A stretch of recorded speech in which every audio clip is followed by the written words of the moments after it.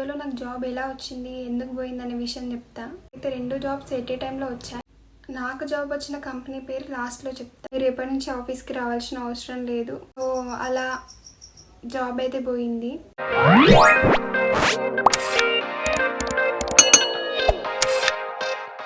Hello YouTube family, welcome back to our channel ఓయ్ రాక్షసి. Last వీడియోలో నా కోచింగ్ ఎక్స్పీరియన్స్ గురించి చెప్పాను. ఈ వీడియోలో నాకు జాబ్ ఎలా వచ్చింది, ఎందుకు పోయిందనే విషయం చెప్తా. నా కోచింగ్ అయిపోయిన తర్వాత నేను వాకిన్స్కి వెళ్తూ ఉండేదాన్ని. అలాగే కొన్ని పేజెస్ చూసి జాబ్స్ అప్లై చేస్తూ ఉండేదాన్ని. అండ్ అలాగే లింక్డ్ఇన్లో నౌకరీలో కూడా జాబ్స్ అప్లై చేస్తూ ఉండేదాన్ని. అలా జాబ్స్ అప్లై చేస్తూ ఇంటర్వ్యూస్ ఇస్తున్న టైంలో నాకైతే 2 జాబ్స్ ఎట్ ఏ టైంలో వచ్చాయి. ఒకటేమో స్టార్టప్లో వచ్చింది, ఒకటేమో ఎంఎన్సీలో వచ్చింది. నాకు వచ్చిన స్టార్టప్లో ఓన్లీ 15 మెంబర్స్ ఉంటారు. అండ్ రోల్ వచ్చేసి జూనియర్ డెవలపర్. అండ్ ఎంఎన్సీలో రోల్ వచ్చేసి గ్రాడ్యుయేట్ ట్రైనీ. స్టార్టప్లో జస్ట్ 15 మెంబర్సే ఉన్నారు కదా, ఫ్యూచర్లో నాకు ఏమైనా ప్రాబ్లం అయిద్దేమో అనేసి నేను ఎంఎన్సీ కంపెనీకి వెళ్దామని డిసైడ్ అయినా. నాకు జాబ్ వచ్చిన కంపెనీ పేరు లాస్ట్లో చెప్తా, వీడియో లాస్ట్ వరకు చూడండి. ఇంటర్వ్యూ తీసుకునేటప్పుడు వాళ్ళు ఏ టెక్నాలజీ అయినా ఓకేనా అని అడిగిళ్ళు. సో టెక్నికల్ సైడే ఉంటుందని అనుకున్నాం. అలా ఆఫర్ లెటర్ యాక్సెప్ట్ చేసి ఆ డేట్ ఆఫ్ జాయినింగ్ వచ్చింది. బెంగళూరు లొకేషన్లో వచ్చింది. బెంగళూరుకి కూడా వెళ్ళిన. ఆఫీస్కి వెళ్ళిన ఒక 4 days తర్వాత మాకైతే ఒక ట్రైనర్ని అపాయింట్ చేసిళ్ళు. అది కూడా జస్ట్ కమ్యూనికేషన్ పైన. మా పాయింట్ ఆఫ్ కాంటాక్ట్ని అడిగినాం రోల్ ఏంటి అని. తనకి క్లారిటీ లేదు. అలా 1.5 month మాకు కమ్యూనికేషన్ పైన ట్రైనింగ్ ఇచ్చిళ్ళు. అప్పటికి కూడా మాకు రోల్ ఏంటిది అని క్లారిటీ లేదు. సో మేము తెలుసుకుంటే మాకు trouble shooting, networking, service desk పైన ఉంటుందని చెప్పిళ్ళు. అప్పటికైనా సరే వీటిపైన ట్రైనింగ్ ఇస్తారేమో అనుకుంటే అప్పుడు కూడా వాటిపైన ఇవ్వలేదు. బాడీ లాంగ్వేజ్, ఈమెయిల్ రైటింగ్ వాటిపైన ఇచ్చిళ్ళు. ఇవన్నీ అయిపోయేసరికి 2.5 months అయిపోయింది. 2.5 months తర్వాత మాకు ఒక టెస్ట్ ఉంటుందని చెప్పిళ్ళు. ఆ టెస్ట్లో మేము క్వాలిఫై కావాలి. అది ఇంటర్వ్యూ లాగా. సో 2 attempts ఉంటాయని చెప్పిళ్ళు. నార్మల్ ఇంటర్వ్యూ లాగా అంటే మనం ఆల్రెడీ క్లియర్ చేసి వచ్చినాం కదా ఇంటర్వ్యూ, సేమ్ అట్లనే తీసుకుంటారు కదా అని మేము అనుకున్నాం. మేము 16 members ఉంటాం మొత్తం. సో 8 members డివైడ్ చేసి ఒక్కొక్కరిని ఒక్కొక్క బియూ వాళ్ళు మాకు ఇంటర్వ్యూ చేస్తారు అన్నట్టు. సో అలా ఇంటర్వ్యూ చేపించిళ్ళు. 8 membersలో అందరు బాగానే చెప్పిళ్ళు. మా దగ్గర ఆల్రెడీ రికార్డింగ్స్ కూడా ఉన్నాయి. అంటే మాకు ఆల్రెడీ రికార్డింగ్స్ పంపించిళ్ళు కూడా. ఆ 8 membersలో ఒక్కరిని, ఈ 8 membersలో ఒక్కరిని మాత్రమే సెలెక్ట్ చేసిళ్ళు. నెక్స్ట్ సెకండ్ అటెంప్ట్ టైం వచ్చింది. మేమందరం మంచిగానే పర్ఫామ్ చేసినాం. కానీ రిజల్ట్స్ రాకముందే మేము ఇంటికి వెళ్ళిపోతామని మాకు తెలిసింది. ఎందుకంటే మా ఫ్రెండ్ ఒకతను లిఫ్ట్లో వెళ్తుండగా బియూ యూనిట్ వాళ్ళు కూడా ఉన్నారు. కామెంట్స్ అని కాపీ పేస్ట్ చేసి వాళ్ళు ఎవరు సెలెక్ట్ కాలేదు, మీరు ఎలిజిబుల్ కాదు అనేసి ఇంటికి పంపించండి అని చెప్పిళ్ళంట. అది మా ఫ్రెండ్ విన్నాడు.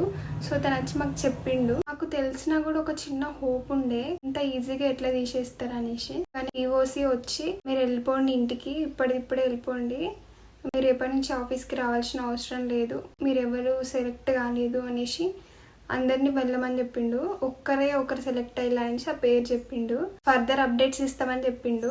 ఆన్ స్పాట్లో వెళ్ళిపోమంటారని అస్సలు అనుకోలేదు. ఎంఎన్సీ అంటారు కానీ చాలా పాలిటిక్స్ ఉంటాయి. అసలు నిర్దాక్షిణంగా తీసేసారు మమ్మల్ని అందరినీ. హోప్స్ తోటి వచ్చినాం మేము. మళ్ళీ అందరిది ఆ స్టేట్ కాదు, మొత్తం చాలా మందిది. కొంతమందిది తెలంగాణ, ఆంధ్ర, తమిళనాడు, ఇంకా నార్త్ వాళ్ళు, ఇంకా చాలా మంది వచ్చిళ్ళు. అసలు మస్తు బాధ అనిపించింది అందరినీ చూస్తే. ఇక ఇంటికి వెళ్ళిపోయినాం. రిసీషన్ టైంలో జాబ్ వచ్చింది, అది కూడా మంచి కంపెనీలో జాబ్ వచ్చింది అని అనుకునే లోపే ఇంటికి వెళ్ళిపోమన్నారు వాళ్ళు. జాబ్ పోయింది అని అర్థమైంది. ఇక అసలు ఫుల్ షాక్. ఇంట్లో ఏం చెప్పాలో కూడా అర్థం కాలేదు. కానీ చెప్పిన వెంటనే అందరు అర్థం చేసుకున్నారు. ఇక ఈ జాబ్తో లైఫ్ సెట్ అనుకున్నా. మళ్ళీ స్టార్టింగ్కి వచ్చేసిన. మేము వచ్చాక కూడా మాకు ఎలాంటి మెయిల్స్ రాలేదు. అయితే నాకు తెలిసిన వాళ్ళందరినీ అడిగితే వాళ్ళు ఏమన్నారంటే, కొంతమంది ప్రాజెక్ట్స్ మేనేజర్స్ ఉంటారు కదా, వాళ్ళని ప్రాజెక్ట్స్ ఉంటే అడగమని చెప్పి వాళ్ళ మెయిల్స్ కూడా సెండ్ చేసిళ్ళు అదే కంపెనీ వాళ్ళు. సో నేను టీమ్స్లో అందరినీ కనెక్ట్ అయ్యి ఇట్లా నాకు ఈ స్కిల్స్ ఉన్నాయి, నేను ఇవి నేర్చుకున్నా, ఇక్కడ కోచింగ్ తీసుకున్నా, మీ దాంట్లో ఏమైనా ప్రాజెక్ట్లో ఏమైనా వేకెన్సీస్ ఉన్నాయా, ఆపర్చునిటీస్ ఉన్నాయా, నన్ను తీసుకుంటారా అని చాలామందిని అడిగిన నేను. కానీ వాళ్ళు మీలాగే చాలామంది అడుగుతున్నారు. ప్రజెంట్ అయితే ఫ్రెషర్స్కి ఏమీ లేవు, ఎక్స్పీరియన్స్ వాళ్ళకైతే కొన్ని ఉన్నాయి, అది కూడా చాలా తక్కువ ఉన్నాయని చెప్పిళ్ళు. ఆ ప్రయత్నం అయితే నేను చేసిన ఆ కంపెనీలో ఉండంగానే. ఒక 2.5 months వరకు మాకు ఏ మెయిల్ రాలేదు, అసలు ఎలాంటి మెయిల్ రాలేదు. శాలరీ కూడా వస్తుండేది. అండ్ మమ్మల్ని వర్క్ ఫ్రమ్ హోమ్ లాగా అప్డేట్ 2 times అప్డేట్ చేయమని చెప్పేవాళ్ళు. సో అట్లనే అప్డేట్ చేస్తూ ఉండేదాన్ని. ఫైనల్గా ఒకరోజు మిమ్మల్ని జాబ్ నుంచి తీసేసినామని అందరికీ మెయిల్ వచ్చింది, ల్యాప్టాప్ కూడా సబ్మిట్ చేయమని మెయిల్ వచ్చింది. సో అలా జాబ్ అయితే పోయింది. మాకు అదే కంపెనీలో కొంతమంది తెలిసిన వాళ్ళు ఉన్నారు. సో నేను వాళ్ళని అడిగిన, ఎందుకు తీసేసిళ్ళు మమ్మల్ని అట్లా అనేసి. అంటే మిమ్మల్నే కాదు, ఎక్స్పీరియన్స్ వాళ్ళని కూడా తీసేసిళ్ళు. వాళ్ళు ఎక్స్పీరియన్స్ వాళ్ళని అంటే ఫస్ట్ ఫ్రెషర్గా తీసుకొని వర్క్ చేయించుకొని మళ్ళీ వాళ్ళకి ఎక్స్పీరియన్స్ వస్తే వాళ్ళకి శాలరీ పెంచాల్సి వస్తుందని వాళ్ళని తీసేసి మళ్ళీ అదే ప్లేస్లో ఫ్రెషర్స్ వాళ్ళని తీసుకుంటారు. అట్లా చాలా జరుగుతాయి ఈ కంపెనీలో. అండ్ మీలాగా ప్రాజెక్ట్స్ వచ్చినాయని చూపించుకోవడానికి కొంతమంది ఫ్రెషర్స్ని హైర్ చేసుకొని వాళ్ళందరినీ ఇట్లనే ఇంటికి పంపిస్తారని చెప్పిళ్ళు.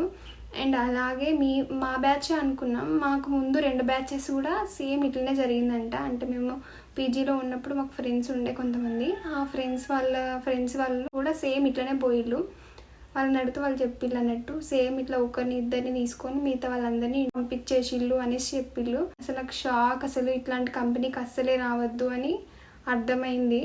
ముందు తెలిస్తే బాగుండు, ఎవరైనా చెప్తే బాగుండు అని అనిపించింది. అండ్ ఆ కంపెనీ నేమ్ అనేది నేను డైరెక్ట్గా చెప్పను, కాకపోతే మీకు హింట్ ఇస్తా. First letter C, last letter T and మొత్తం 9 లెటర్స్ ఉంటాయి. మీకు తెలుసుంటే కామెంట్ చేసేయండి. ఒకవేళ మీకు మల్టిపుల్ ఆఫర్స్ వచ్చుంటే ఈ కంపెనీకి మాత్రం అస్సలు వెళ్ళకండి, మీరే లాస్ అవుతారు ఫ్రెషర్గా వెళ్తే మాత్రం. నేను ఆ కంపెనీలో ఉండి దగ్గరుండి చూసినా మాకే ఇట్లా జరిగింది కాబట్టి, నాకనే కాదు చాలా మందికి ఇట్లనే జరిగింది, అందుకనే చెప్తున్నా. ఆ టైంలో అసలు నాకేం అర్థం కాలేదు. జాబ్ పోయిన తర్వాత వచ్చిన జాబ్నేమో వద్దనుకున్నా, నేను జాయిన్ అయిందేమో తీసేసిళ్ళు. మళ్ళీ జాబ్స్కి ట్రై చేయడం స్టార్ట్ చేసిన. నాకు తెలిసిన ఒక ఫ్రెండ్ ఒక కంపెనీలో వేకెన్సీస్ ఉన్నాయని చెప్తే అందులో వాకిన్కి వెళ్ళిన తర్వాత 4 రౌండ్స్ పెట్టిళ్ళు, క్లియర్ అయ్యింది. అది స్టార్టప్ కంపెనీయే. 4 months బ్యాక్ స్టార్ట్ అయింది అనుకుంటా. ప్రాజెక్ట్స్ ఉన్నాయని వాళ్ళు వాకిన్ పెట్టి తీసుకున్నారు. రోల్ మాత్రం ఫ్రంట్ ఎండ్ డెవలపర్. ఏమైందో తెలియదు. ఇక బ్యాక్గ్రౌండ్ వెరిఫికేషన్ కూడా అయిపోయిన తర్వాత వాళ్ళు ఆఫర్ లెటర్ ఇవ్వలేదు, వాళ్ళ దగ్గర నుంచి కాల్స్ మెయిల్స్ రాలేదు. అందులో ఉండే ఎంప్లాయీస్ని అడిగితే సంథింగ్ ఏదో ఇష్యూస్ ఉన్నాయి, అయినా వేరే కంపెనీ చూసుకోండి, కంపెనీలో చాలా ప్రాబ్లమ్స్ ఉన్నాయి, అది ఇది అని చెప్పిళ్ళు. ఇక నాకు అర్థం కాలేదు ఇక జాబ్ వస్తుందా మనకి అసలు అనేసి.